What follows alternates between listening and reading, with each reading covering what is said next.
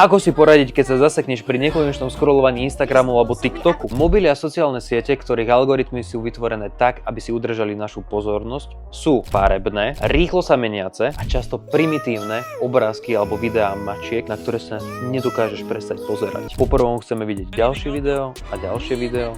Potom ďalšie video, čo stimuluje vyplavovanie dopamínu, hormónu šťastia, ktorý dostávame bez žiadneho úsilia. V minulosti sme museli vykonať ako tak nejakú aktivitu, aby sa nám vyplavil ten dopamín, ale v dnešnej dobe otvoriť si telefón a jeden dopamín, druhý dopamín, tretí dopamín. Existuje veľa možností, ako sa takéhoto bezduchého scrollovania zbaviť. Takým najdrastickejším je jednoducho si vymazať aplikáciu. A keďže verím, že to asi väčšina z vás nespraví, lebo ani ja to neviem spraviť, tak tu máme aj nejaké ďalšie alternatívy. Jednou z nich je napríklad nastavenie obrazovky na čierno-bielu. Samozrejme, veda to tiež potvrdzuje. Štúdie od Alexa spolu zistili, že pre vysokoškolákov nastavenie displeja na čierno-bielo znižuje screen time, čas strávený pred displejom, čo má za následok nie len zlepšenie sústredenia, ale aj miernu redukciu úzkosti stavov. Preto si skús nastaviť mobil na čierno-bielo a ak nevieš ako na to, tak mi napíš dole do komentára scrollovanie a pošlem ti rýchly návod.